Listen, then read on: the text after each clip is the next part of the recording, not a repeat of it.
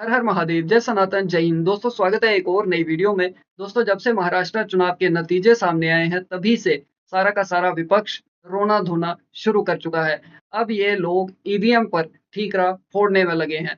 दोस्तों विपक्ष को सपोर्ट करने वाले, विपक्ष का साथ देने वाले, फिर चाहे वो रवीश कुमार हों, ध्रुव राठी हों या एजाज खान हों, इन्हें कहीं न कहीं ये गलतफ़हमी हो गई थी कि इनका जो फैन बेस है, जो सोशल मीडिया का फैन बेस है, वो इन्हें सत्ता में लेकर आ सकता है। अब जब से चुनावों के नतीजे सामने आए हैं, तभी से इनका रोना-धोना शुरू हो चुका है। दोस्तों आज जो वीडियो लेकर के आया हूँ, वो है सेक स्टेज चैनल की और इस वीडियो का टाइटल है, इन बकैतों की भी सारी अकड़ निकाल दी महाराष्ट्र वालों ने। ध्रुव राठी, रितेश देशमुख, स्वरा भास्कर।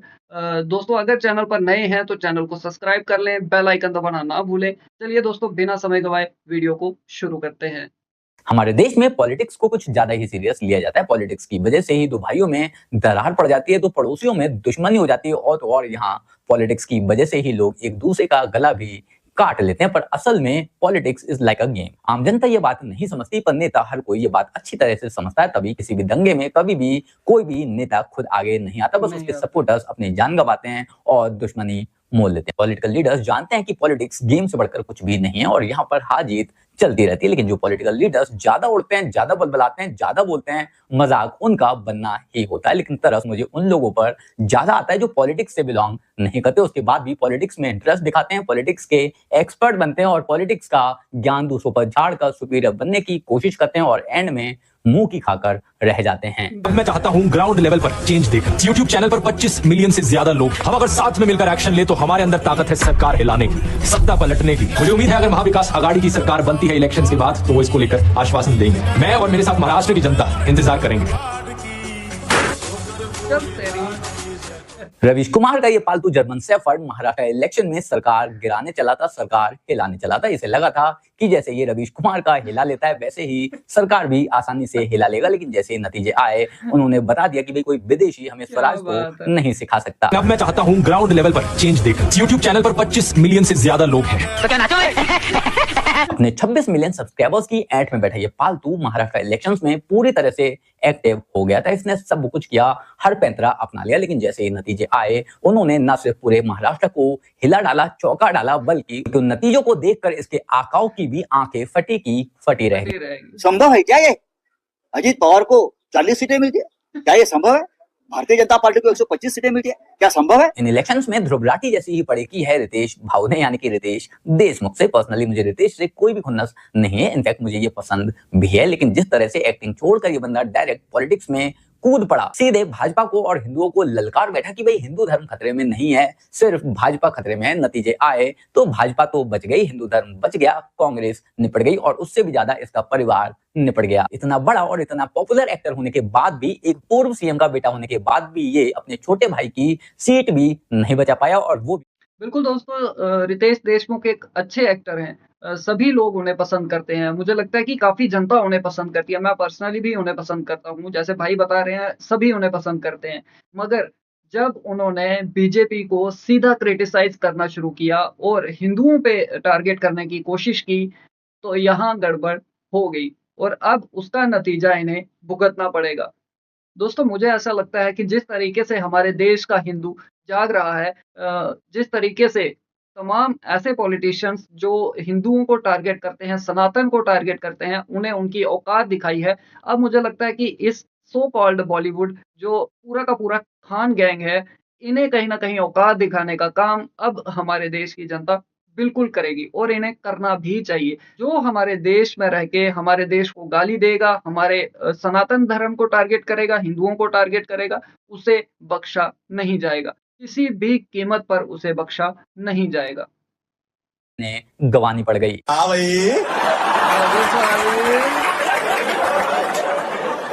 कैसी लगी?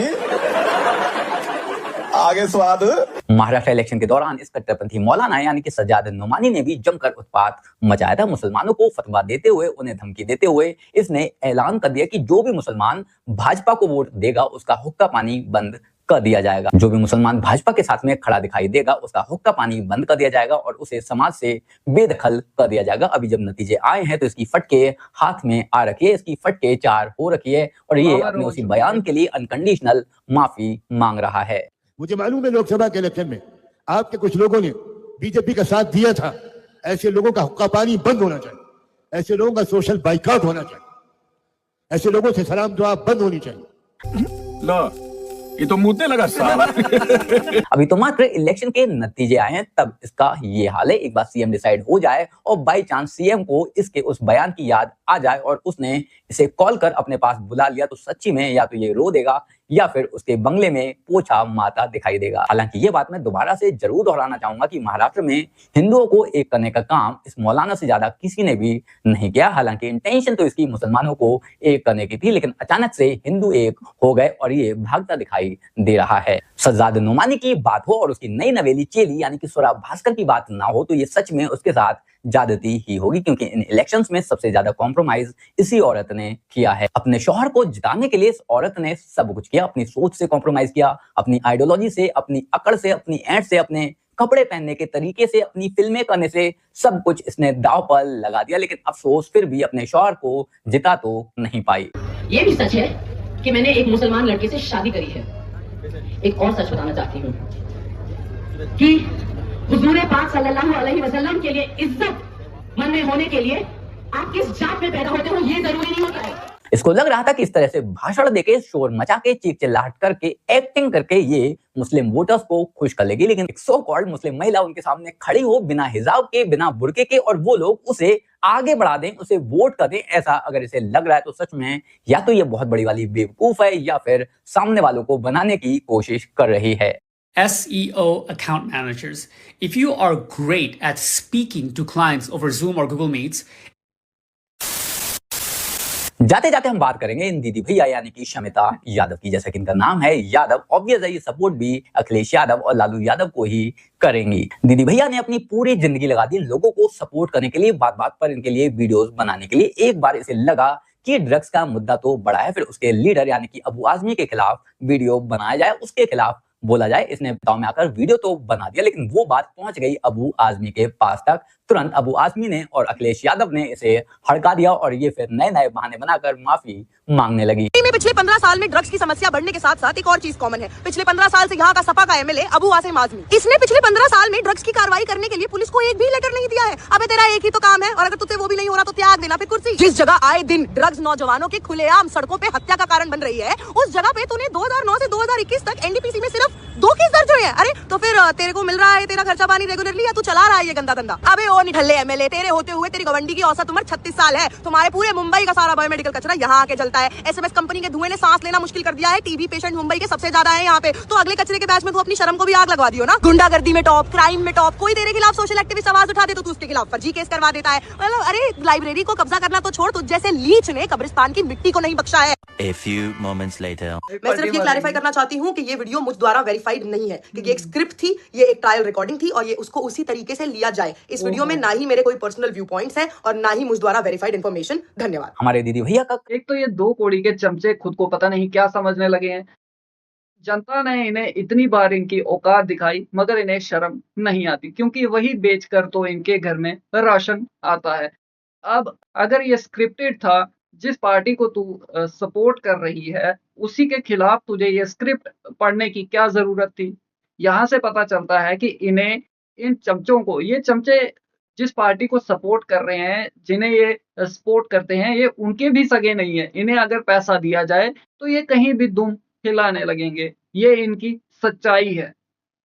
ठीक ठाक चल रहा था, ठीक ठाक व्यूज मिल जाते थे। अभी जब इसने बात बोल दी है कि इसे स्क्रिप्ट दी गई थी, इसने स्क्रिप्ट पढ़कर बोली थी, ये इसकी पर्सनल फीलिंग्स, पर्सनल इंटेंशन नहीं है, ये इसके वर्ड्स नहीं है, तो इसके हर वीडियो पर हर इंसान यही उंगली उठाएगा कि क्या सच में ये इसकी ही आइडियोलॉजी है, क्या सच में ये इसकी ही सोच है। कोई आखिर क्यों मानेगा कि जो भी बात ये अब बोल रही है उसके लिए इसे पैसे नहीं दिए गए होंगे। खैर आज के लिए बस इतना ही आपके हिसाब से। तो चलिए दोस्तों, वीडियो खत्म हो चुकी है।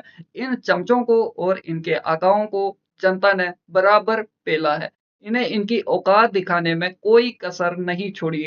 दोस्तों, ये हम सभी जानते हैं कि विपक्ष के कई मंत्री, कई सांसद जो हैं वो किस तरह के केसेस में लिप्त पाए गए हैं। तमाम तरह के, चाहे वो ड्रग्स केस हों, चाहे वो हवाला के केस हों, ये लोग उनमें शामिल पाए जाते हैं। तो इसमें कोई दो राय नहीं कि इनके चमचे भी इन्हीं के नक्शे कदम पर चलते हुए नजर आएंगे। दोस्तों, आपकी क्या राय है कमेंट सेक्शन में जरूर बताएं। वीडियो पसंद आई हो तो लाइक करें, शेयर करें। मिलते हैं आपसे अगली वीडियो में, तब तक के लिए हर हर महादेव, जय सनातन, जय हिंद, स्टे सेफ।